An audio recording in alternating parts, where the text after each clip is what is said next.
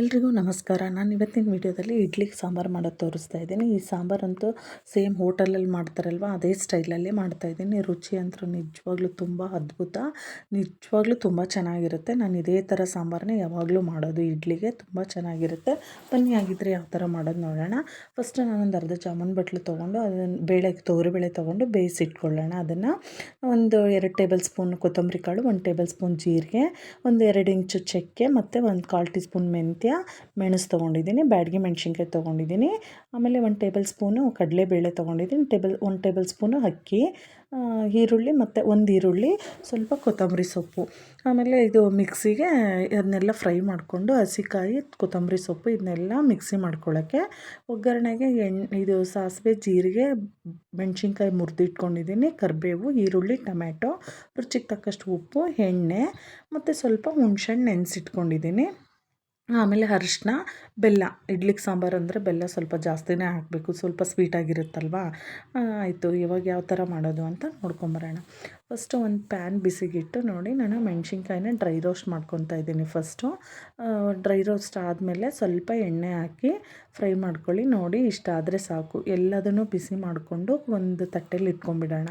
ಇವಾಗ ನಾನು ಜೀರಿಗೆ ಮತ್ತು ಕೊತ್ತಂಬರಿ ಕಾಳು ಹಾಕ್ಕೊಂಡು, ಆಮೇಲೆ ಚಕ್ಕೆ, ಮೆಣಸು ಮತ್ತು ಮೆಂತ್ಯ ಎಲ್ಲದನ್ನು ಹಾಕ್ಕೊಂಡು ಸ್ವಲ್ಪ ಫಸ್ಟು ಡ್ರೈ ರೋಸ್ಟ್ ಮಾಡ್ಕೊಳ್ಳೋಣ. ಡ್ರೈ ರೋಸ್ಟ್ ಆದಮೇಲೆ ಸ್ವಲ್ಪ ಎಣ್ಣೆ ಹಾಕ್ಕೊಳ್ಳೋಣ. ಒಂದು 1/4 ಟೀ ಸ್ಪೂನ್ ಎಣ್ಣೆ ಆದರೆ ಸಾಕು. ನೋಡಿ, ಇಷ್ಟು ಹಾಕ್ಕೊಂಡು ನೀಟಾಗಿ ಫ್ರೈ ಮಾಡ್ಕೊಳ್ಳೋಣ. ನೋಡಿ, ಅದು ಘಮ ಬರುತ್ತೆ, ಕಲರು ಚೇಂಜ್ ಆಗಿರೋದು ಗೊತ್ತಾಗುತ್ತೆ, ಫ್ರೈ ಆಗಿದೆ ಅಲ್ವಾ. ಲೋ ಫ್ಲೇಮಲ್ಲೇ ಮಾಡ್ಕೋಬೇಕು.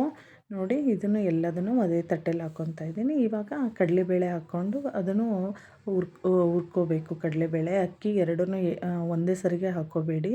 ಫಸ್ಟು ಕಡಲೆಬೇಳೆ ಹಾಕ್ಕೊಳ್ಳೋಣ, ಆಮೇಲೆ ಅಕ್ಕಿ ಹಾಕ್ಕೊಳ್ಳೋಣ. ಕಡಲೆಬೇಳೆ ಸ್ವಲ್ಪ ಆದಮೇಲೆ ಎರಡೂ ಒಟ್ಟಿಗೆ ಹಾಕ್ಕೊಂಡ್ಬಿಟ್ರೆ ಅಕ್ಕಿ ಬೇಗ ಆಗೋಗ್ಬಿಡುತ್ತೆ, ಕಡಲೆಬೇಳೆ ಫ್ರೈ ಆಗಿರಲ್ಲ. ಅದಕ್ಕೆ ನೋಡಿ, ಕಡಲೆಬೇಳೆ ಇಷ್ಟ ಆಗಿತ್ತಲ್ವ, ಅಕ್ಕಿ ಹಾಕ್ಕೊಂಡಿದ್ದೀನಿ. ಇವಾಗ ನೋಡಿ, ಫ್ರೈ ಆಗಿದೆ ಎರಡೂ ನೀಟಾಗಿ, ಕಲರೆಲ್ಲ ಚೇಂಜ್ ಆಗಿದೆ.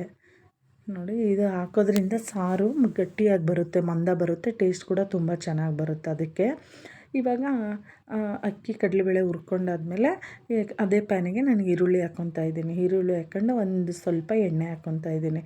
ಇದಕ್ಕೆ ನಾನು ಇವಾಗ ಕರಿಬೇವನ್ನ ಹಾಕ್ಕೊಂಡು ಫ್ರೈ ಮಾಡ್ಕೋಬೇಕು ಈರುಳ್ಳಿ ಜೊತೆಗೆ. ನೋಡಿ, ಇದು ಎಲ್ಲ ಚೆನ್ನಾಗಿ ಫ್ರೈ ಆಗಲಿ. ಎಲ್ಲದನ್ನು ಇದು ತಣ್ಣಗಾದಮೇಲೆ ನೋಡಿ, ಇದಕ್ಕೆ ಹಾಕ್ಕೊಂಡು ಈರುಳ್ಳಿ ಮತ್ತು ಕರಿಬೇವನ್ನ ಇದು ಸ್ವಲ್ಪ ತಣ್ಣಗಾದಮೇಲೆ ಇದಕ್ಕೆ ಕಾಯಿ ತುರಿ, ಇದು ಹಸಿಕಾಯಿ ತೊಗೊಂಡಿದ್ನಲ್ವ, ಕಾಯಿ ಮತ್ತು ಇದು ಕೊತ್ತಂಬರಿ ಸೊಪ್ಪು ಹಾಕ್ಕೊಂಡು ಸ್ವಲ್ಪ ನೀರು ಹಾಕ್ಕೊಂಡು ಚೆನ್ನಾಗಿ ಮಿಕ್ಸಿ ಮಾಡ್ಕೊಂಬರೋಣ. ನೈಸ್ ಪೇಸ್ಟಾಗಿ ಅದನ್ನ ಮಿಕ್ಸಿ ಮಾಡ್ಕೋಬೇಕು. ಇವಾಗ ಒಂದು ಪ್ಯಾನಿಗೆ ಎಣ್ಣೆ ಹಾಕ್ಬಿಟ್ಟು ಒಂದು 3ರಿಂದ 4 ಟೇಬಲ್ ಸ್ಪೂನ್ ಎಣ್ಣೆ ಹಾಕ್ತಾಯಿದ್ದೀನಿ.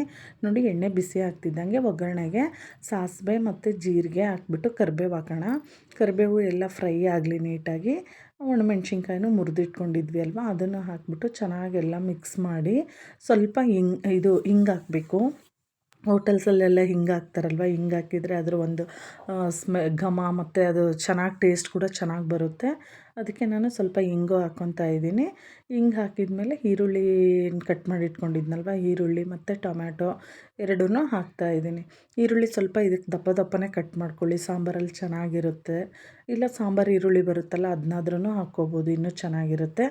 ಈರುಳ್ಳಿ ಟೊಮೊಟೊ ಬೇಗ ಫ್ರೈ ಆಗಲಿ ಅಂತ ನಾನು ಸ್ವಲ್ಪ ಉಪ್ಪು ಮತ್ತು ಸ್ವಲ್ಪ ಅರಿಶಿನ ಹಾಕಿ ಚೆನ್ನಾಗೆಲ್ಲ ಮಿಕ್ಸ್ ಮಾಡಿ ಲಿಡ್ ಕ್ಲೋಸ್ ಮಾಡಿ ಒಂದು 5 ನಿಮಿಷ ಚೆನ್ನಾಗಿ ಬೇಯಿಸೋಣ. ಈರುಳ್ಳಿ ಟೊಮೊಟೊ ನೋಡಿ ಎಲ್ಲ ಚೆನ್ನಾಗಿ ಇವಾಗ ಬೆಂದಿದೆ ಅಲ್ವಾ.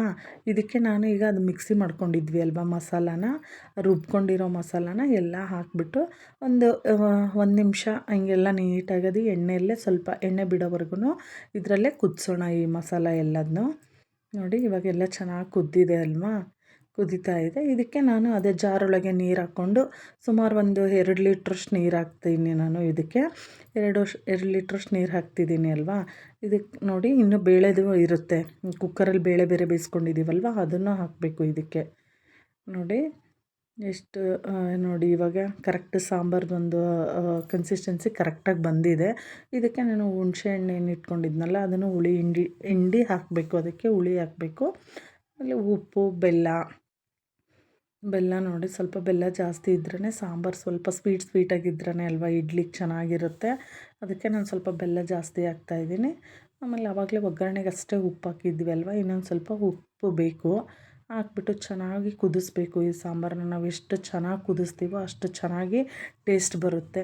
ನಿಜವಾಗ್ಲೂ ತುಂಬ ಚೆನ್ನಾಗಿರುತ್ತೆ ಸಾಂಬಾರು, ಸಖತ್ತಾಗಿರುತ್ತೆ. ಇಡ್ಲಿಗಂತೂ ಒಳ್ಳೆ ಕಾಂಬಿನೇಷನ್, ಸೇಮ್ ಹೋಟೆಲಲ್ಲಿ ಕೊಡ್ತಾರಲ್ವ ಅದೇ ಸ್ಟೈಲಲ್ಲೇ ಬರುತ್ತೆ, ಅದೇ ಟೇಸ್ಟ್ ಸಾಂಬಾರು. ಪ್ಲೀಸ್ ನಿಮಗೂ ಈ ವಿಡಿಯೋ ಇಷ್ಟ ಆಗಿದ್ದರೆ ಲೈಕ್ ಮಾಡಿ, ಶೇರ್ ಮಾಡಿ, ಸಬ್ಸ್ಕ್ರೈಬ್ ಮಾಡಿ. Thank you.